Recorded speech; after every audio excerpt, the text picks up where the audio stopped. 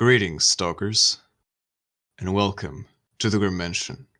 My name is Abominathan, the kind of doctor apples are scared of, and I'm joined by... Weird Aldrich, the kind of dead person cats are not scared of. We're working on it. So, tonight we're shaking things up a little bit. We've reviewed a lot of, 60s, 70s, 60s, what? No, 70s and 80s movies, more modern ones. It is time that we visit the 90s. I believe this is the first 90s film we are reviewing. The thralls are giving me the sign that it is in fact the first 90s movie. All right, and in my opinion, this is, and you might disagree with me, in my opinion, this is the best era of movies. I think we're going to disagree on this, but perhaps. All right. Okay, that's hard to quantify. I think you're looking at it because it, like, in this lens that it's still too recent. True. I think the shine will wear off once we get to the 30s. Right. Speaking of shine, there is one movie, and specifically this movie, I think, will shine regardless of when we look at it, and that is Candyman. Candyman. Candyman. Candyman. No, I'm not gonna do it. It's just yeah. Oh, you were one off. Come on, dude. You afraid? No, it's because I don't want to. Dude, I don't want to. I don't want to bother him. Yeah, you don't want to bother him. I understand. I understand. Yeah, it's just a joke, you know. I'm not gonna. Yeah, and I get it. Not to mention, I'm not even next to a mirror, so it probably won't work.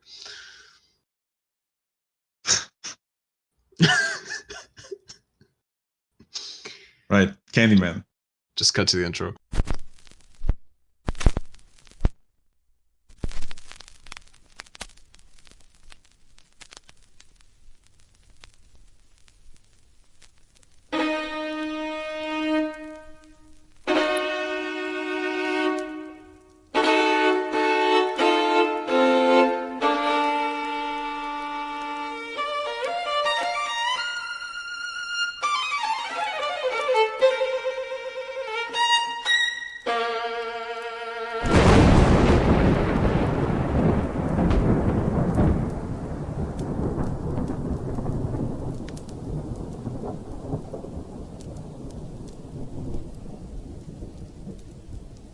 The candles are lit, the circles have been closed, and the words of power have been recited.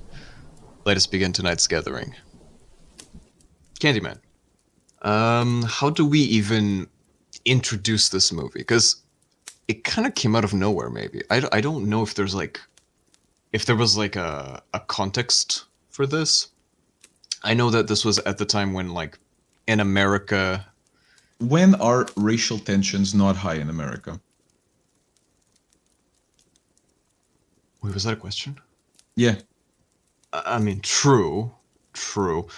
But I feel like in the 90s there was more of there was sort of a transition in how media saw the whole racial situation, maybe segregation and all that stuff, because in the 60s it was still very fresh, and I think segregation was still legal in a lot of states in the 60s, at least in the first half. Then came Martin Luther King. So yeah, they've had the emancipation for a couple of years, but I think in the 90s it's I guess that's kind of the context of it. It's in the 90s you were farther along the path to emancipation, I guess.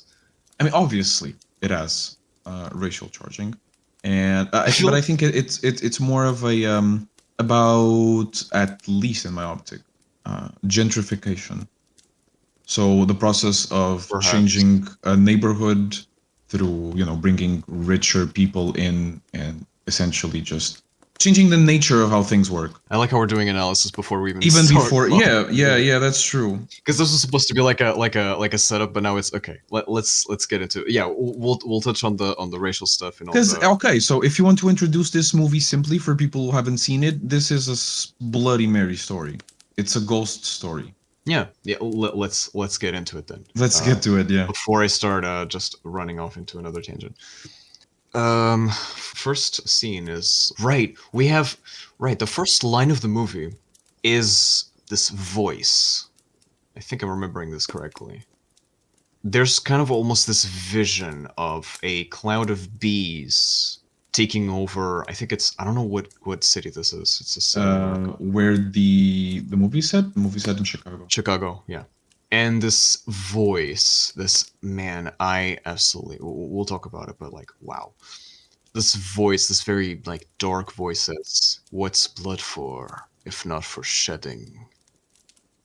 And we cut to what I believe is, and this is the part that I'm a little, I don't know why, but I struggle with figuring out in the first parts of the movie, like what characters are what and what they do, because it's all very, I mean, it just jumps right into it, I guess. This character, Helen, essentially she's preparing is it a lecture or is it just like an essay, something like that? She's studying the Okay, yeah, the movie isn't very clear as to what they're doing in the beginning, and it does this on purpose. The movie implies a lot of things that will later confirm. So these two women are discussing this urban legend of the Candyman, which, as we were just saying, works as a sort of Bloody Mary. Mm-hmm. And they seem to be working, like investigating this thing, but for now we don't have a lot more information. Right. There was this kid that serves as an exposition device when he's talking about the urban legend of the Candyman. He tells of there was this couple. It's kind of weird that this is like set up like this, but because it's way more detailed than it needs to be, I think. Or maybe that's on purpose. I don't know. Mhm. The kid tells of this couple that it was actually like she was, I believe, cheating on her boyfriend. It was something like that. Yeah, And she hooks up with another guy in her house. the bad boy in town. Yeah. And the hookup turns into a literal hookup when she tells him the story of the Candyman and says, As a dare, they say, yeah, right. they do it. Yeah. She dares him to say 5 times in front of the mirror, and he only says it 4 times. And she says they only ever get to 4. And this is, I think, is kind of like a tease, like saying, you're not so bad after all, are you? Something like that.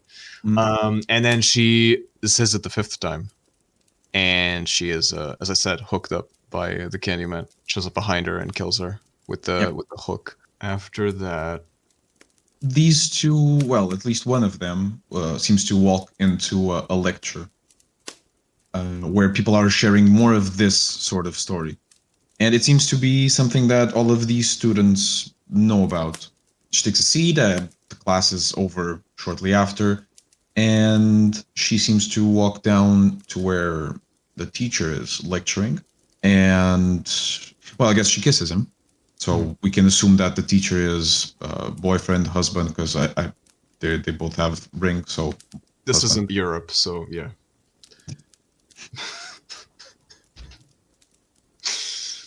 Right. Speaking of not being Europe, there's an implied romance between the professor and one of the students.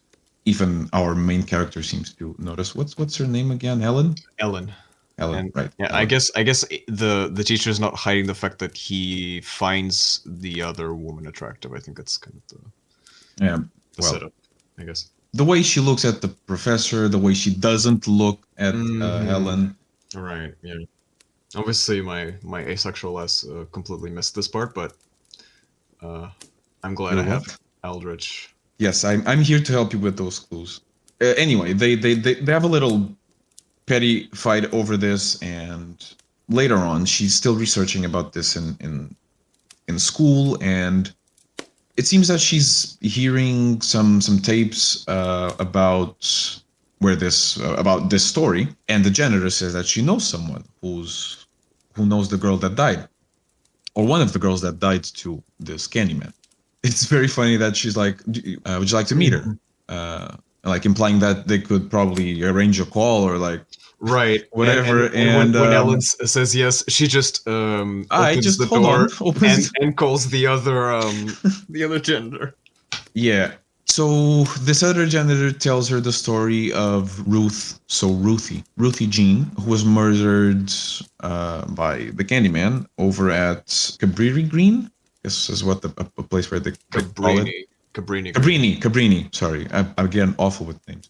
And she finds this very interesting. She then later, Ellen, that is, later shares this story with Bernadette, her co-worker, and they sorry, actually no, before that she's making she there's a little scene of her researching at the public records about Cabrini Green, right?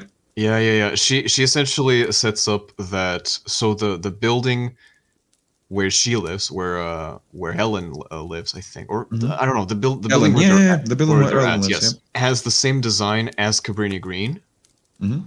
And she's been studying this case of a woman that was murdered there, as you said, Ruthie Jean. Wait, yeah, Ruthie Jean. That's it. And that is on my notes. Right, and what her theory is, because here we're pretty, I think this is already pretty clear that Ellen is not really taking all this stuff very seriously. She's pretty much like, okay, this is like urban legends. It's like stuff that people tell each other to, for various reasons, but it's not actually real. Yeah, to justify probably the sort of things like gang violence. Yeah, and also so her theory, and this is we'll touch on this a little bit later, is that somebody actually entered her apartment and murdered her in cold blood. And the way they did that was through a series of vents, or like these corridors that were between, like inside the walls. Yeah, bathrooms had this faulty design, you could call it, where if someone would remove the mirror cabinet, they would have access to another apartment, like through their bathroom. It like they were connected by the mirror on the bathroom. And they Bernadette is a little bit more. It's interesting because we see the real difference between a white woman and a black woman. Well, you definitely can say that, is in that the white woman is like, nothing can touch me, and the black woman is, shit will definitely touch you. Yeah, and so essentially, Helen and Bernadette. I think it's good characterization. Sorry, because usually in horror movies, we have this trope of black people are always the first one to die. I think in general it's there's sort of like a joke, or like I don't know if it's become like a trope in itself, where the black characters sort of like they're self-aware that they might die first, or in this case it's not really that necessarily, but it's usually the black characters are actually more afraid, I guess, justifiably so. They're more like hesitant, like maybe you shouldn't open that door, and I don't know if this is like a trope, if this is something else, I have no idea. But yeah. No, probably recently things have started to change a bit. Yes. I want to say this, but I even know of a show or a movie called The Blackening, which is a horror show that it's only black people in the house. So who's gonna die first, That's also Jordan Peele movies. Yeah, for example. Anyway, but race is gonna come up later as well. But anyway, right now, so Ellen is the one that's like, yeah, let's go to Cabrini Green. Let's get to the bottom of this. Let's see what's actually up with this whole case. And they go to Cabrini Green. Once again, Bernadette is not before saying Candyman 5 times in the mirror, and again, only Helen does it. Only Ellen. Bernadette knows better. Again. Yeah. And so Bernadette is a little bit hesitant of like, maybe we shouldn't go to Cabrini Green. It's, there's gang violence. There's a lot of stuff there that we shouldn't deal with. And Ellen is like, then it's gonna be fine. Don't worry. Like we are just like it's not as bad as you think it is. Because this is already setting up that this is a place that it's known to be dangerous, to be problematic. It's a place that's probably not very well policed. It's a Right. place where there's there's art all over the walls, where All well, the definitely the drug sigils, dealers have in the modern sigils. yeah, if you want to call it that. Well, they have the possibility. Oh yeah. Let's call it that. And definitely, drug lords have installed themselves in there. Not that we are condemning this kind of behavior. I would say, without condemning or condoming, I understand. Yeah, It's human nature. yeah, I understand. Regardless, there's still people that live in there. People that have nothing to do with whatever business goes inside Cabrini Green. And yeah, they decide to explore a little bit. They are mistaken by police. They're caused by the boys in the hood. I really like that interaction where they're like the obviously two women like going into the building, and there's a bunch of I guess They're gangsters. very well dressed. Yeah, and they're like, "Whoa, hey, what's up? Where are you Hey, going, lady? where you going?" Like just catcalling, all that stuff, and they're Mm-hmm. obviously like trying to ignore it. And then when they, I guess, take a bigger look at them, one of Yeah, the they dudes, have like leather gloves. yeah, They come in like tweed suits. yeah, like and one of the dudes is like, "Hey, are you cop?" And then Yeah, because they look like police. and then he does like a sign, like a call sign with this like a whistle or something to alert the others that are not in the near vicinity that there's cops here. Mhm. And and Ellen is like, it's fine. They think we're cops. They won't bother us.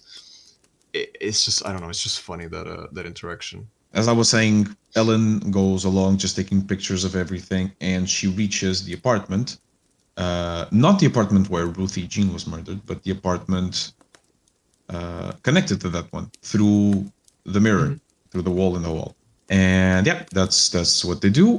They check the mirror. The hole is there. The connection to the other apartment. And obviously Bernadette doesn't want to go. Helen wants to go. Helen goes. She takes some pictures. She runs out of film. She finds a peculiar graffiti of, again, another hole in another wall.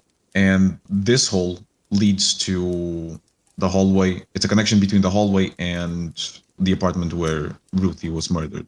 And in this hole, there's a drawing of the Candyman. Yeah, the hole is the mouth. Yeah. And in a graffiti previous, we had seen sweets for the sweet man, was it?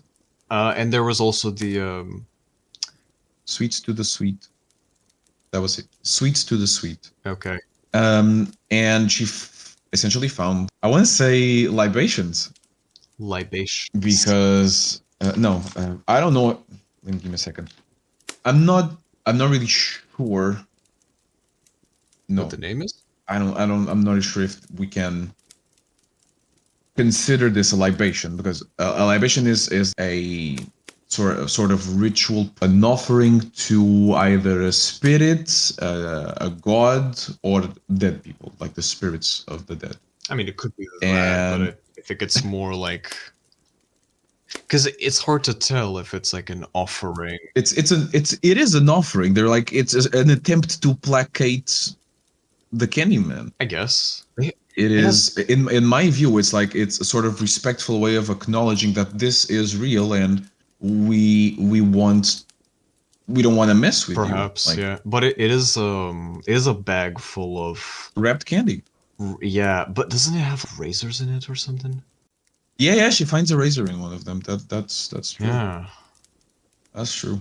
Yeah, and and then they because she ran out of film, she wants to get more film, I believe. Yeah, to take picture of the candy. Yeah, and so she goes back to Bernadette, and then they're gonna go back to, I guess, the car or something, and then they pass. No, that she's there with the dog. Remember? Yeah. She she's like, you shouldn't be here. Yeah. And then Ellen asks this lady if she can like ask some questions. Oh, A curse you. thank you.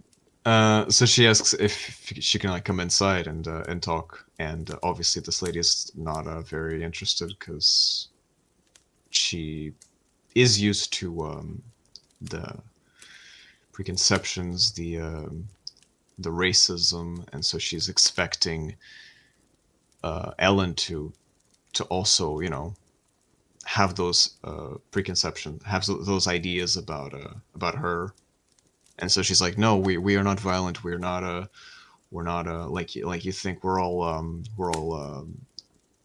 drugged like lunatics, or I don't have the exact quote, but she says something like that. Doesn't matter. Yeah, we're not all like that, Yeah, essentially. yeah, There's regular. I don't want to call them normal because what is normal, right? But right. there's people who want to make Yeah, a more honest living. yeah. She says, no, I actually have kind of a quote here. Think they all steal Okay. and do drugs and all that. Well, she only wants to raise her child. That's what she says. Her name is Anne Marie, Yes. and Ellen asks her about Ruthie's death. And Anne Marie says that she remembers hearing her scream, and she called 911, but nobody came. Everybody's scared of the Candyman.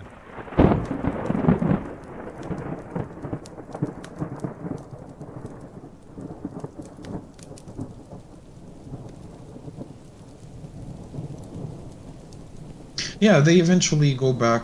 Well, I think the scene cuts to dinner already Mm-hmm. with Helen Bernadette, Ellen's husband, and their professor.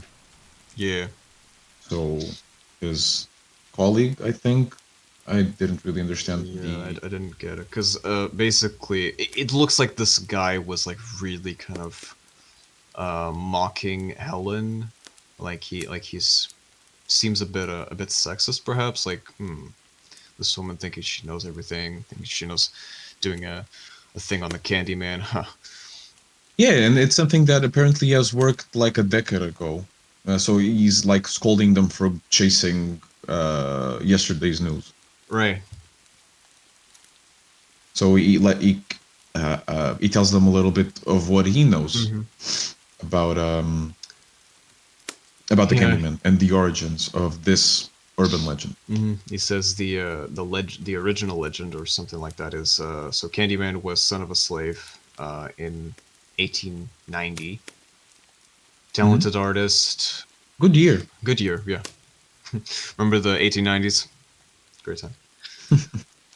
I actually thought when if you were talking The about not anything right, else right. but movies in the 1890s, I would have said, yeah, great decade. But anyway, Both of them. Anyway, so yeah, so Candyman was son of a slave. He was a talented artist. People asked him for portraits, and so I don't remember if it was like a nobleman, if it was like an important politician. I don't know. It was somebody like important. One day, asks for the Candyman to make a portrait of his daughter. I think that's how this goes. And obviously he accepts, but he ends up falling in love with this woman that is the subject of his portrait. the daughter, yeah. And when the nobleman finds out, because of course, racism, most likely. Probably not nobleman because we're talking about America in the 1800s. So True. like a landowner. Yeah, somebody. I have nobleman in my notes because I didn't remember. Yeah, it's Yeah, placeholder yeah, name yeah. or Understandable, whatever. understandable. High-ranking person. Hmm. Probably white. Let's assume that. Definitely. And yeah, so he really did not like her daughter being with the Candyman, so he essentially decides to destroy him in every possible way. So he grabs him, cuts his hand off, um, smeared a live beehive on his body, and then burned his body and then scattered his ashes on Cabrini Green. That's the legend, I think. I don't know if this is true or not in the eyes of this professor, but that's what he says, at least. That people say. Ellen is shocked at the brutality of it all, to say the least. Right. It's a lot of detail. After this, Ellen decides to go back to Cabrini Green alone to meet with Anne-Marie again. But she doesn't find Anne-Marie. There is this little boy named Jack. Was it Jake? Jake, sorry, yeah, Jake, sorry, my bad. Names. It's alright. That's what I'm here for. He, even before she has a chance to knock on the door, he just straight up tells her, I know why you're here, she's not there, don't bother. They have a little talk where Helen tries to persuade Jake to tell him about the Candyman. He's afraid, he can't say anything, because if he says anything, they'll kill him. Candyman going, got me. Yeah. And she eventually, she's very persuasive, telling him that no one will ever find out. They go up to this public bathroom in the park in front of the apartment complex. Yeah. Where Jake shares the story of a boy who was castrated by the Candyman. Yeah. Eventually, she goes in there and finds a beehive inside of one of the toilets. The toilet is smeared with shit, and once again, the walls say "sweet to the sweet." Yeah. And with an arrow of pointing down towards said toilet. Yeah. She is met with the Candyman, allegedly, because it's a man with a hook, not with a hook in his hand, but with a hook. Just a hook. Yes, just with a hook. Heard you was looking for the Candyman. Yeah, I'm the Candyman, and so, yeah, they. And he just clocks. Yeah, her. they smack her in the head, and then and this is interesting because the movie is very self-aware of this. Because she's white, the cops immediately figure out who the killer was. Oh, who the killer? The killer. Wow. Who the aggressor was, and they arrest all of essentially the gang of the Candyman, and she recognizes which one is the Candyman, quote unquote. Again, it's all quote unquote because it's what he calls himself. It's what people call him, but it's one of those like nicknames, one of those. Yeah, it's a thing to just instill fear in the people living in Cabrini Green and the other gangs around. Yeah, and it's also probably like a secret identity thing. I don't know. It's they're code names that they use. And so she identifies which one is the one that beat her with a hook, and Jake is terrified because she promised him. Helen said you wouldn't say anything. Right. She promised him that it was going to stay between the two of them, and now everybody knows that happened because the police knows. She snitched. And he's like, the Candyman's going to get me. And she's like, there is no such thing as the Candyman. It's just a story that evil men use to do evil things or something. Just says something along the lines of that. Whatever. I don't have the quote. But something like that. And he's very surprised when she says, well, the Candyman's not real? Almost like she's telling him that Santa's not real, Except I think maybe nowadays kids know that it's not real and they just pretend that they think it's real. There's all that. Obviously, we all know that the real one is Krampus. Krampus exists, obviously. Yes, of course. Satan doesn't. Not anymore after, he was murdered by Krampus. Anyway, it's a different story. I legit heard you say Satan. Satan was murdered by Krampus. No. Satan is Krampus. It's just a different word for the same thing. Santa, Satan. Anywho. I think a few days pass, her eye gets a little bit better, she's recovering well. When one day she's packing stuff after meeting Bernadette, she goes home. She's getting in her car. Oh, man. and she feels this presence, like probably, and she hears someone call her name too. Helen. Oh, this voice is back again. The voice from the intro. Oh man. And Yeah. she and it's I also love the reaction that she has. You see, first of all, amazing actress. You feel the different phases that she goes through. So first of all, she hears somebody call her name, so she's like, "Yes," just like Normal. oh, somebody calling me. And then she hears that again, and she kind of pays more attention to the tone, and she turns around and she sees a figure of a man. Kind of like the one Yes. that just attacked her a few days Yeah, ago. but different. Taller and with more imposing. with a strange attire, let's say it like that. The overcoat is there, it's furry. He's got a more imposing posture, definitely. Yeah, the presence is different. It doesn't feel normal. It's awe-inspiring. And he says, "Helen, I came for you." Right. And when he says this, Be my victim. Now she's terrified. I mean, she's not terrified yet. She's just scared. Like, she thinks, "Oh crap, this is like some creep that wants to, like, some gangster, another gangster that wants to kill me or whatever." Because she just got beaten by one, so maybe she just thinks, "Oh fuck, it's gonna happen again." But then she has this kind of vision, this almost like intrusive, when she tries to get into her car. Like she's being psychically attacked. Right, like she can't do that. Like something is mentally preventing her from doing that. She's completely enthralled by this person. Yeah, so she takes off her glasses and she looks at him and asks, "Do I know you?" And he says, "No, but you doubted me." And he starts walking towards her there's such a grace in the way he walks. It's beautiful.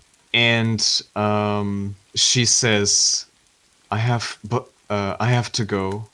And he replies, "No need to leave yet." And she says, and she "But can't move. I'm late." It's amazing how you feel two emotions simultaneously. You feel like fear, terror, this just like chill, this inexplicable just terror, just taking control of her. Dread. But simultaneously almost like an ecstasy. It's insane. She's crying, but like you don't understand if it's sadness or like awe. It's a sort of religious, sort of religious experience. I believe this is what I feel like I've talked about this again before. It's what sublime is. It's the fear of something that is just beyond human comprehension. Just a religious experience. So he had his hands behind his back the whole time.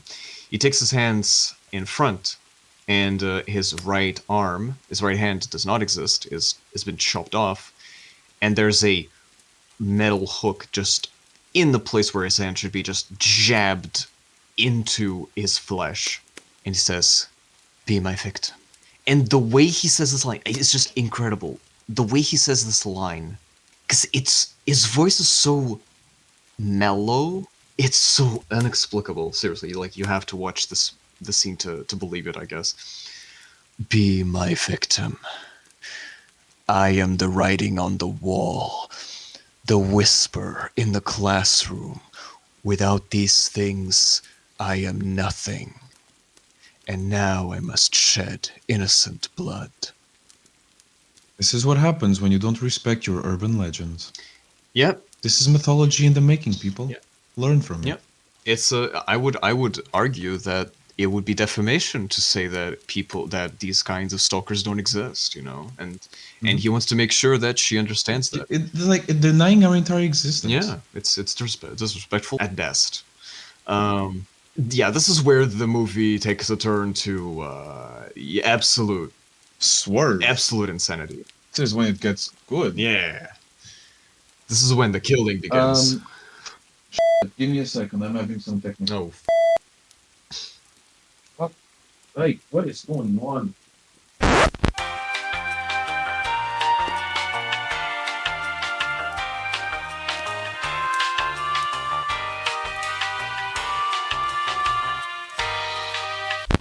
Helen seems to pass out in the same kind of vision of bees that Nathan described at the beginning. And when she wakes up, she seems to be on the ground, um, confused, covered by a jacket, and as she's slowly revealing herself, her clothes all seem bloodied. And once the jacket is off, she realizes that she's been lying in a pool of blood. There's a knife right beside her. The blood doesn't seem to be hers. She has no wound. There's nothing. So she grabs this knife to defend herself. She's hearing screaming outside of the bathroom. She opens the door. I don't think she understands where she is, yeah, I don't think so.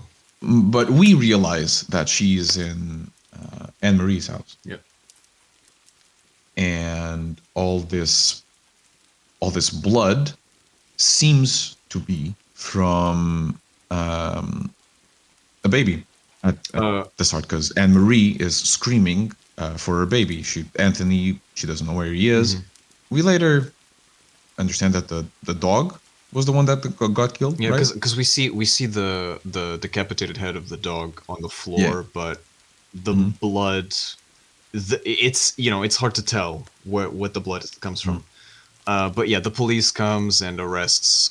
Obviously, oh right, because Anne Marie attacks Helen, and Helen, Right, we I forgot believe, that. stabs Anne Marie, Yeah. but Just as non-lethal. just as police are coming. Non-lethal, but yeah, and the police arrest Helen and take her into to jail.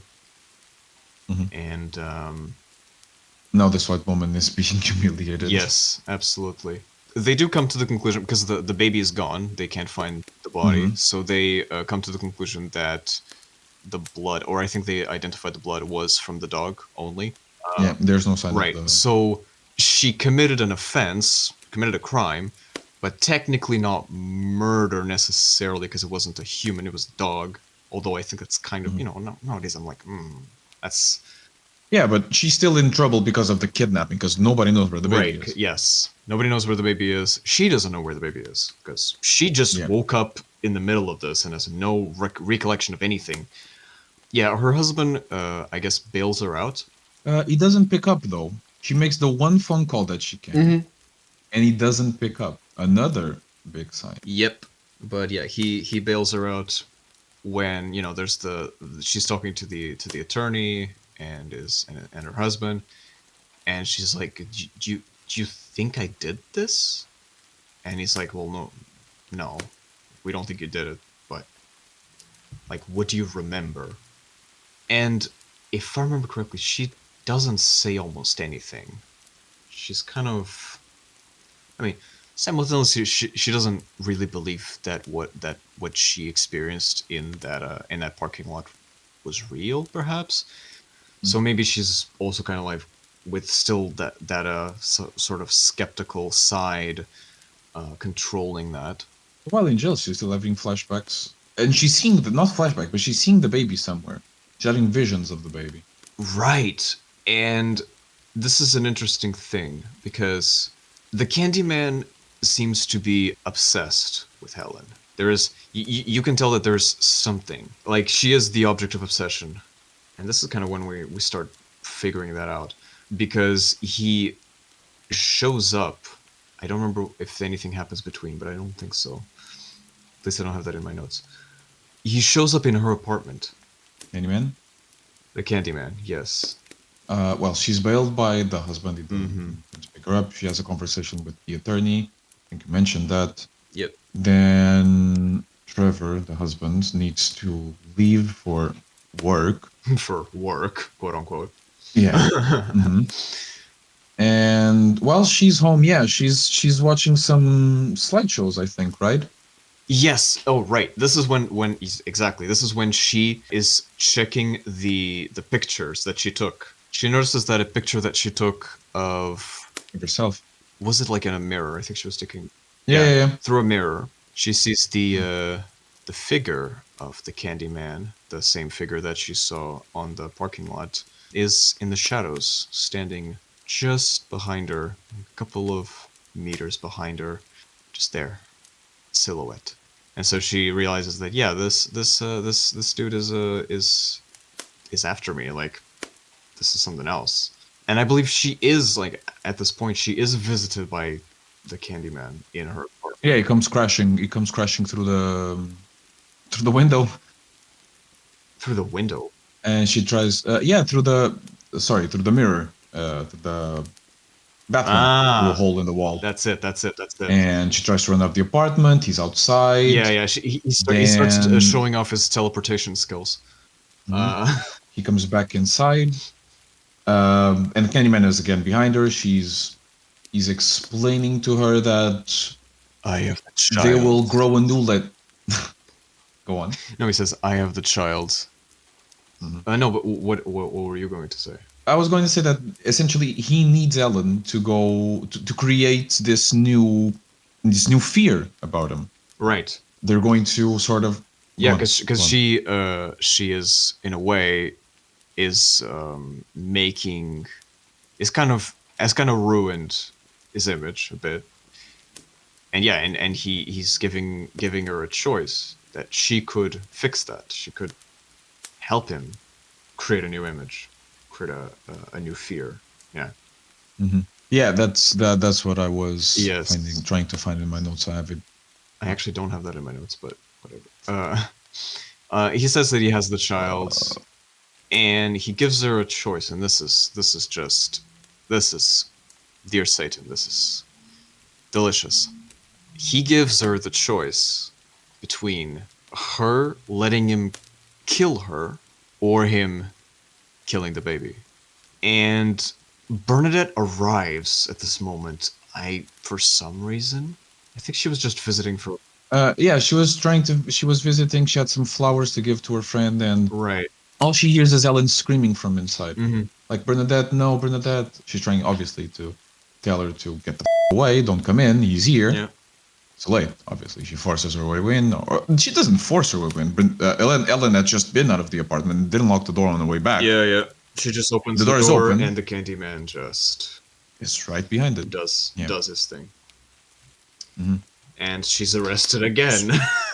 Yeah, what essentially happens is that Ellen called the cops on herself because the Candyman made it look like it was her. True. Then Trevor comes home. He finds all of this bloody scenario. She is put in handcuffs and sedated. Mm-hmm. Keeps saying it wasn't her. When she sees her friend completely eviscerated on the floor. Yeah, it's awful. Gruesome. For her? Yeah. Not for the Candyman, obviously. It's great for the Candyman. Yeah, she's taken to like a mental hospital thing, one of those. Yeah, being charged with murder one. Yeah. By all accounts, first degree murder. Although I think she could plead insanity, or she could be, if she is. I think the laws of the United States is if she is determined to be insane. Then she can instead of going to prison, she goes to an institution, like the one she's at right now. I guess they restrain her to the bed, and the Candyman shows up, and he's floating above her. He's f***ing with her. Yeah. Is what he's doing. He says, right. At this time, he's just fucking with her. He's a beautiful trickster. Yeah. I appreciate that. He says, it is a blessed condition to be alive in people's dreams without having to be, which I love. I love that quote. Goals. And then he's floating above her in the bed, and he asks her, allow me at least one kiss. One exquisite kiss. Yes. And, she's, spazzing and screaming, and it's like, no, he's here. And then he goes under the bed. He hides under the bed, allegedly. And then she's like, no, he's under the bed. And then, look, obviously there's nothing under the bed. But yeah, they take her to the doctor, charged with first-degree murder. An undisclosed amount of time passes, essentially. Yes. We don't really know how long it takes, but she's taken to meet Dr. Turk. What was his name? Berg. Right, whatever. Yeah. And she keeps insisting that she's innocent. She couldn't have killed her best friend. She couldn't have killed anyone, really. And Yeah, she's going to no prove part it. of me, no matter how hidden, By is capable of that. which, first of all, whatever you tell yourself to sleep better at night. Second of all, she is going to prove it by summoning the Candyman. She says his name 5 times. The haha, nice joke, but the doctor dies. Right. Just suddenly there's yes. a hook that that impales him, and it's interesting the way that the Candyman kills, because he's thoroughly enjoying it. It's almost sexual the way he kills. It's weird. Yeah. I suppose you. And he takes her. He flies away with her. No, essentially. he doesn't take her, because he's no, yeah, true. Yeah, he's the one that breaks. Yeah, it's actually insane, because he essentially uncuffs her. Like he rips out the restraints she has on her, and then he just flies out the window, breaking the window, and then she. Yeah, Dracula style. I do like his quote, the one he says that his congregation, or our I don't know what he says, but the congregation will witness a miracle tonight. No, yeah. That is, yeah. This dude just has some banger quotes. Like, it's damn. He's from a different time. Like, no one speaks like this anymore. Even us. We have adapted. We've lost. We don't spend this. Our old lingo, but he, he has not, and I appreciate that. She breaks out the hospital by impersonating a nurse and makes her way back home, where her husband is already repainting the walls with the help from the student that he was definitely not banging. Yeah. Definitely not banging. Trademark. Obviously, she's there too, and they're both terrified after seeing Ellen, thinking that she's going to murder both of them. And she realizes that she doesn't have a lot more choices than to do whatever the Candyman wants of her. Essentially, the Candyman has cornered her because he has successfully alienated. Alienated. Wow. No, I can't. I was trying to make a pun with, Helenated. Helen. Successfully Helenated. Wow, yeah, that's weird. It doesn't work. Just whatever. It doesn't roll off the tongue very well. No. Yeah, he says, like, they will all abandon you. All you have left is my desire for you. Yeah, he is very romantic. He's so romantic. Very creepy and romantic. Just how it's meant to be, Essentially, yeah, the Candyman has is forcing her, because he has destroyed her entire life, so she has nowhere to go but to him. It's as somebody who devises plans to trap my victims, I could not think of a plan better than this one. That is. Oh, this was a stroke great. Of genius, definitely. Great. So yeah, take notes, Stalkers. Yeah. So yeah, she goes back to Cabrini Green and goes back to that place between the walls and the mirrors, and there's she looks at the graffiti again, or as I like to call them, the sigils on the walls. In this case, they're actually frescoes, because she finds actual paintings of Boy Candyman. True. And the legend of everything that happened. It's kind of like, yeah, you could call it like a church. It's painted on a temple. Yeah, it's painted on the walls. And at the altar is the main man himself, sleeping apparently. And she tries to kill him. Like, I don't know if she's read Dracula or Van Helsing or whatever. She tries to kill him like you would kill a vampire, stick to the... It's not a stick. What does she grab to try to kill him? A hook. A hook. She grabbed a Right, hook. yeah. She grabbed a hook and tries to kill him with a hook, which obviously doesn't work because that's not how stalkers work. But he's not a vampire. That's for sure. There's a very hot moment in this around this time when he picks her up, sweeps her off her feet. He says that their deaths will be exquisite. No, the pain of their deaths will be exquisite. The pain, I assure you, will be exquisite. Yeah. Yeah, that in truth that they have nothing to fear. They will live forever in the minds of people, Yeah. and they share this kiss. Where actually before that he reveals what is underneath that overcoat of his, and yeah, His, and we see the results of the apiary being smeared. yeah, on his the exposed rib cage. There's I guess a beehive inside of the rib cage. It's something like that. Bees It's what it just seems is come that out. he has like is all of his insides have been eaten by the bees, and the bees are essentially animating him because he has bees coming out of his mouth, bees coming out of his ears, Yeah. bees everywhere. They share this kiss, and she seems to sleep forever. Well, not forever, Yeah. but it seems that when this happens, he's taking control of her. Yeah, he's done something to her, sort of like a bond, in a way. Oh, and he grabs the child, Yeah, because he takes a child the somewhere. kid was there too. Like We forgot to mention the huge ass pyre. the pyre, what pyre? There was this bit I forgot to mention that is very important because foreshadowing that happens earlier in the movie when Jake and Ellen go to the bathroom. The thing that triggered all of this. Yeah. There's this big mound of junk and old Oh yes. appliances and furniture, and she asks, "What is that?" And Jake answers, "It's for the festival that you're going to have later, whenever this later is going to be."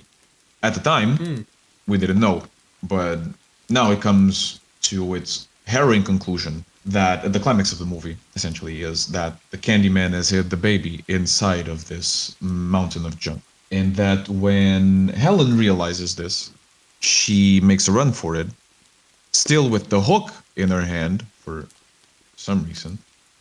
And Jake hears it.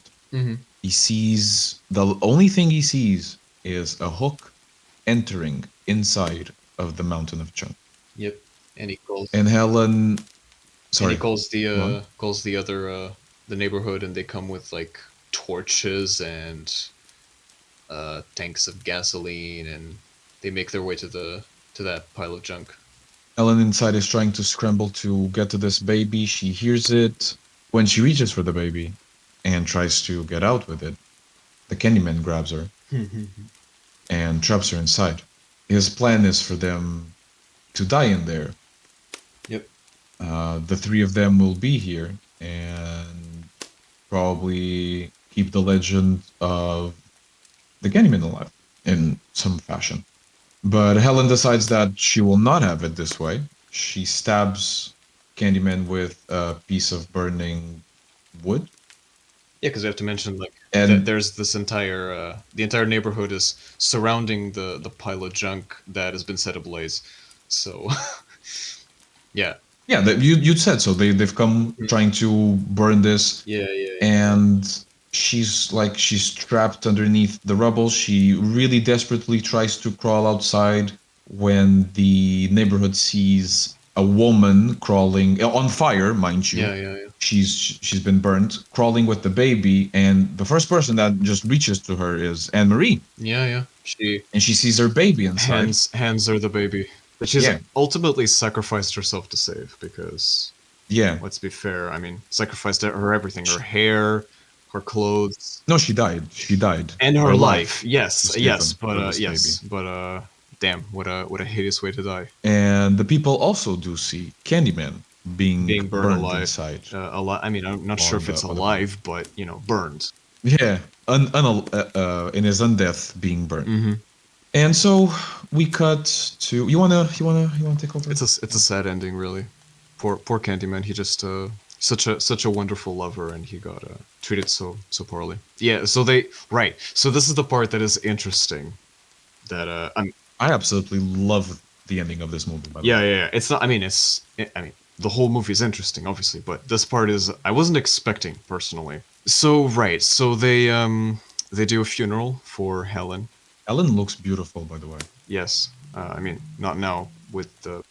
Yes, no, actually, she has a crown of flowers. They fixed her hair. Oh, She has makeup. Yeah, she's very why well. do I They not like remember that? the funerary house made a beautiful job. Okay, I did not remember this. Commendations. Yes, great job. Yeah, she's lowered into the grave, and There's only like three people in right, the there's like her ex-husband, I guess, and the other woman that he was with, and like some other two people. Oh, professor, maybe. but then we see this column of people, which is everybody from Cabrini Green, essentially. They're all coming here to pay their respects to the fallen warrior that was Ellen. And Jake drops, because they drop flowers and stuff, and Jake drops the hook over her coffin. Bang. Dong. In fact, you even hear, right? You see from you have a shot from inside the coffin, the sound of it of the hook echoing inside of the coffin. After this, Trevor, which is her ex-husband, he's at home.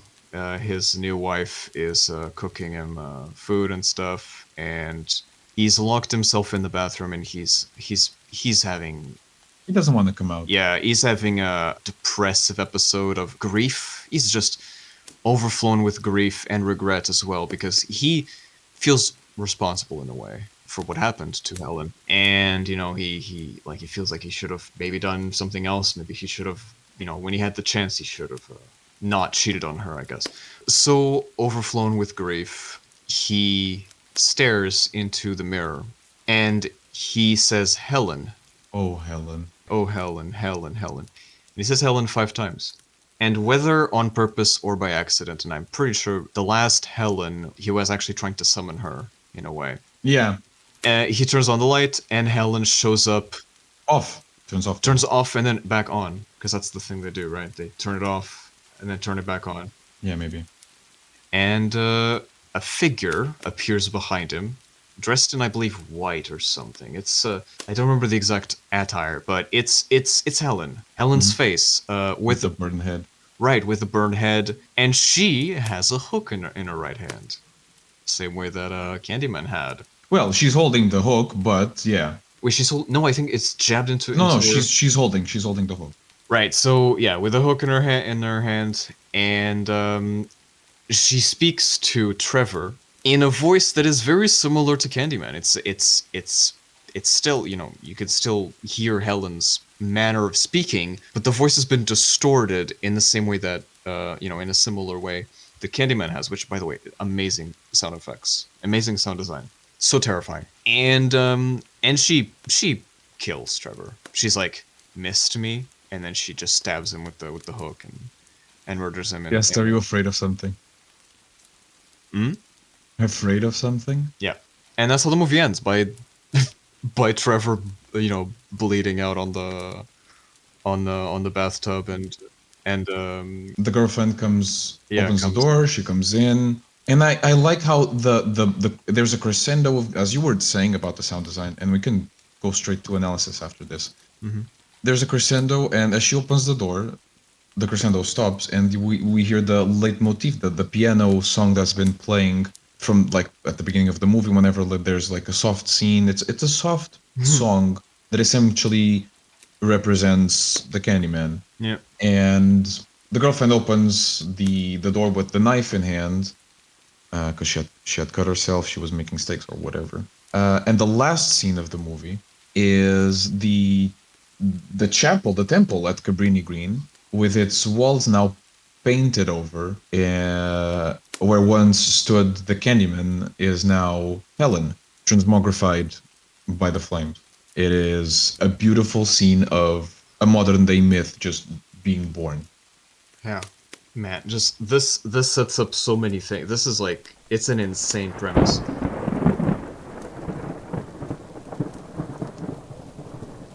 Right, we forgot about one detail that I think is important.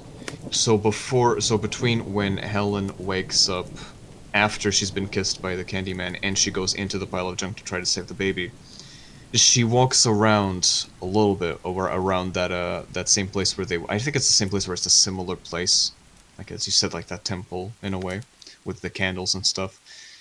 She Oh, hears, the it was always you. Yeah. yeah, she hears the Candyman say, "It was always you, Helen," and it's written on the wall. And she sees an image, like a portrait of, we presume, the woman that the Candyman originally had fallen in love with back in the 1890s. And so we are to assume that she's like a reincarnation, or maybe it's never explained, this part. I'm still trying to figure out what this Oh, means. at least not in this movie. Right, at least not in this movie. But I think it's like, if it's all like a reincarnation of the previous girl, maybe it's sort of like she just reminds him of. No, I don't know. It's weird. Perhaps if Perhaps, you believe in things like migration of souls and stuff like that, perhaps, it's yeah. possibly totally possible. And the fact that, well, but the frickin' setup though, because this, I remember, like I said, when I saw this for the first time, I was like, this sets up so many things, because this implies that you could have an entire universe of Candyman, of Candy people, Candy folk, Candy I think those are also trademarked. Candy person. Okay. Oh, right.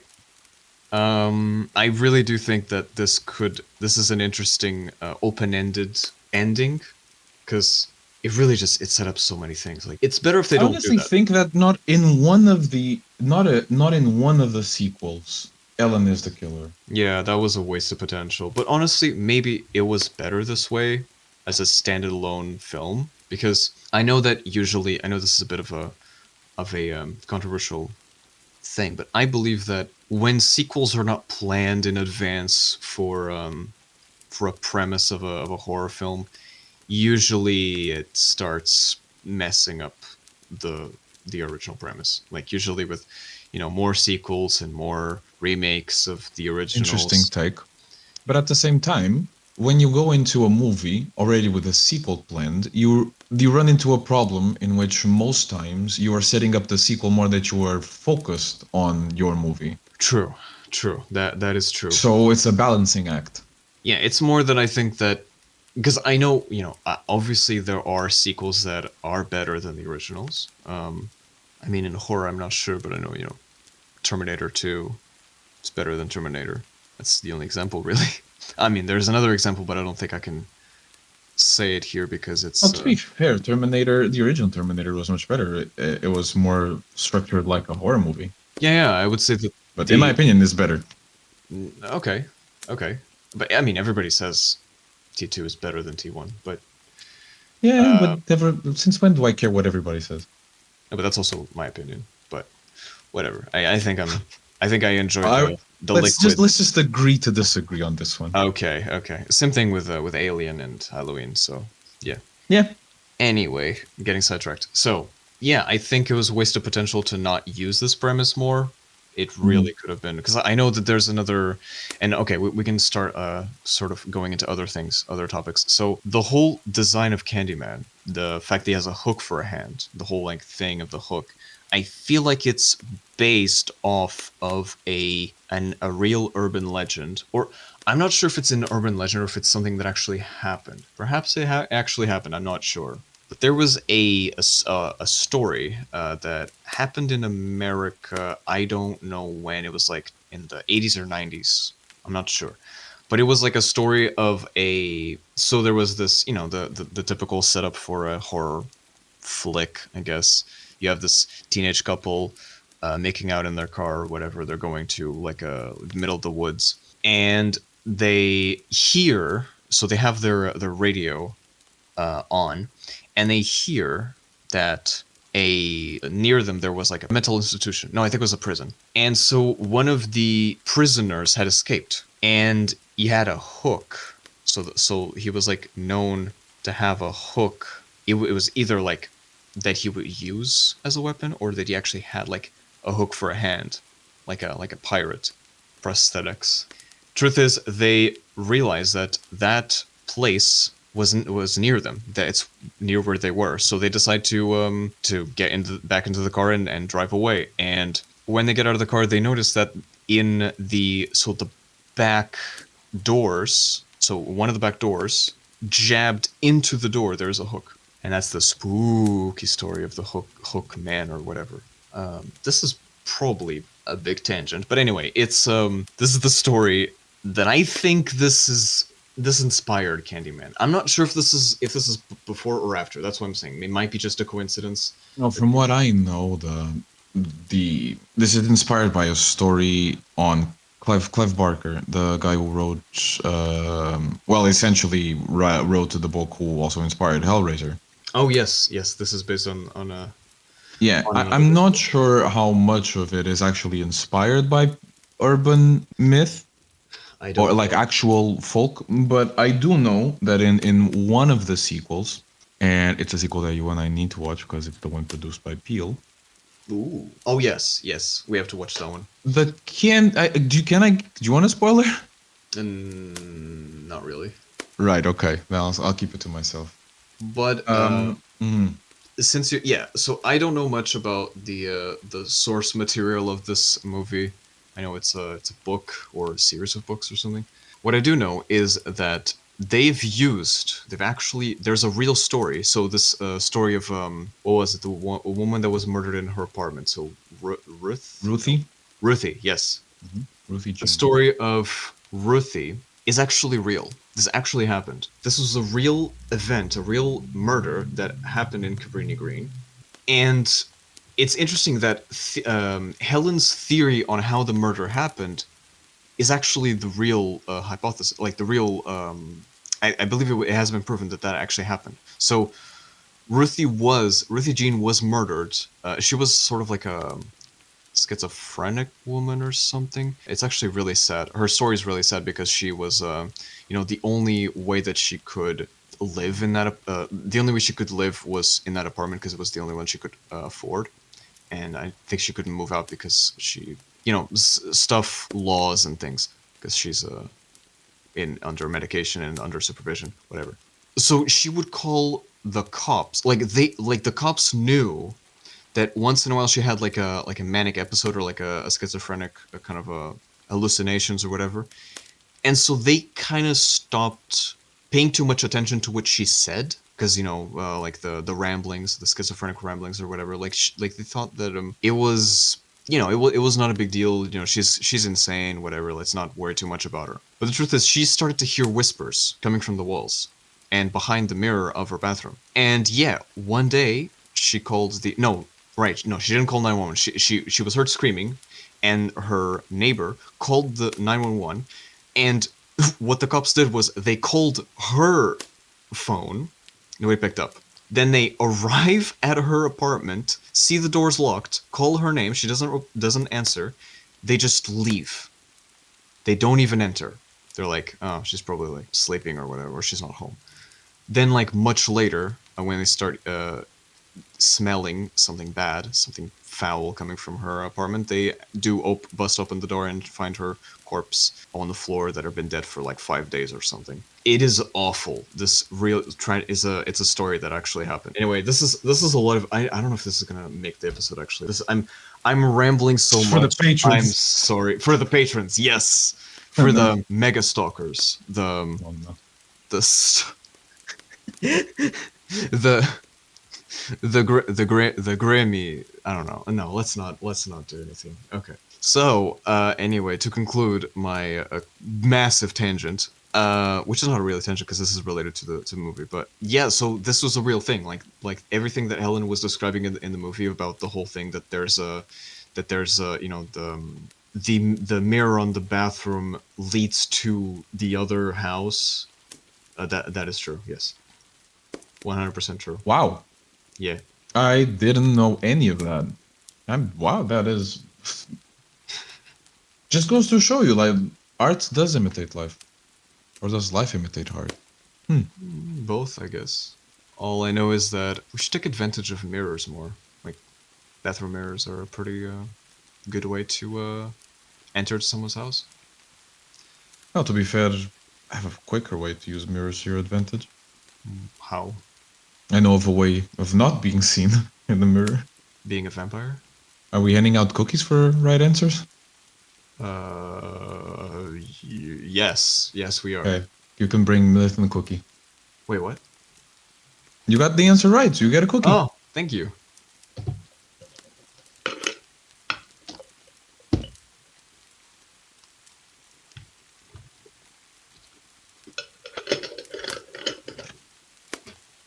I can't believe he's actually got a cookie jar this entire time next to him. Wait, what? Can't believe you had a cookie jar next to you this entire time. Yes, I did. I came prepared for this, okay? All right. Anyway, so Next time I'll come prepared with a quiz. Yeah, regardless. Okay, more than what we talked about the racism and the gentrification and the well, I can't really say gentrification because our house was that housing project wasn't really. It's more of redlining. So again, it's segregation. yeah, more about segregation. More than all of that, what fascinates me more about this movie is the mythology aspect. Is the sort of things that people use to justify the world around them and how things work. So way back in the beginnings, when humans first looked at the sky and wondered what the fuck was out there, we well, I use the term we loosely, but we've always yeah wondered what was the point, like what was the reason to it all, and there was always explanations to why things work the way they do, and different people came up with all sorts of different answers to the same questions. And the answer that the people at Cabrini Green had for the question of why is all this violence happening around us was because the Candyman exists, I guess. How these things sort of propagate is fascinating to me. Absolutely. I'm trying to think of an example other than because I'm sure that Bloody Mary has its origins. There are some examples. I mean, also struggling to come up with some. But I've heard that you, for example, you when you're on that talking magic picture box of yours, you like to read these creepy, what are they called? Creepypastas. Yeah. Yeah. Are those written by known authors or are those written like in anonymity? From what I Is can gather, it's complete strangers, completely randomly. They come up right. with. There's no, and there's also no connected canon or agreed upon canon, for example. I mean, there's one thing called the SCP Foundation, but I'm not sure if it's a canon or not. I need to look into it. It's pretty fascinating. I love the way they do the sciencey terms and stuff. It's really Well, really cool, aren't realistic. those a sort of modern day mythology?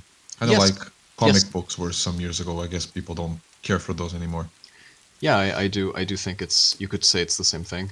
And with gods and mythology, like in Greek mythology or any mythology, people and you could tell me if I'm wrong, but people invented those concepts of those entities, all powerful entities that control the wind or the tides or whatever, and they assumed that if we praise these beings, if we give them offerings, then that will avoid these tragedies. Or if a lightning strikes and burns down a house, maybe that's because that person did something that angered that specific god. So it's the same thing, I think. Yep. And so again, lots of gang violence and lots of senseless murders, lots of unexplained phenomena, like not unexplainable, but more of sort of people need a rationalization other than humans did it because certainly no human would ever be capable of this amount of violence. And to those, I say, take a good look in the mirror. And perhaps Seriously, say a look. name 5 times. Look deep into your eyes, and you will find that in the pit of your eyes there is an abyss, and the more you stare at it, the more you won't like what you find. I say get in touch with it. Quick. Hold hands with your shadow, because if you don't, you're going to regret it.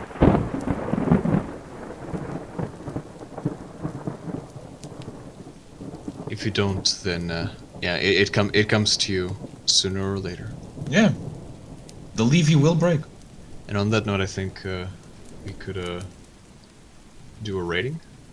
And we did some analysis here and there throughout the movie. And let me just check if there's anything else that I want to mention. We've been talking a lot. Yeah, we have. It feels like we didn't get to talk about the movie at all. It's a very complex movie. That's it. Like, It is. It is. It is. But in the end, the white woman gets glorified. yes. All's well with the world. White bitches be crazy.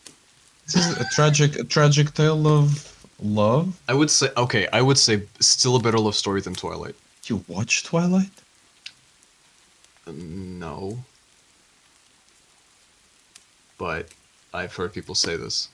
So I assume it's... You're lying to me. I am... Look me in the eyes and tell me that you didn't watch Twilight. I did not... I did. You I did can not. see? I You did can't. not. You can't finish the sentence. I did not. I don't need the zone of truth. I know that you're not telling. You're not being truthful right now. Anyway, it's fine. I don't judge you. I don't judge you. Alright. I am judging you. I didn't like. I don't like am it. judging I you. don't like it. Okay. Fine. Okay. I watched it and I hated it. So. Anyway. I like this movie a lot more than Twilight. We should have Am I- watched Twilight for Halloween. What? We should have watched Twilight for Halloween. Oh, we. You know what? Yeah, we should do that next time. We should do that. There's always next year. Anyway, I rate this movie. I think I'll give this movie like a 9 out of 10. An 8 out of 10? 9. 9. Yeah, I would give it a 9. 9.5 maybe. It's okay. Yeah, it's not perfect because, you know, that's Alien. But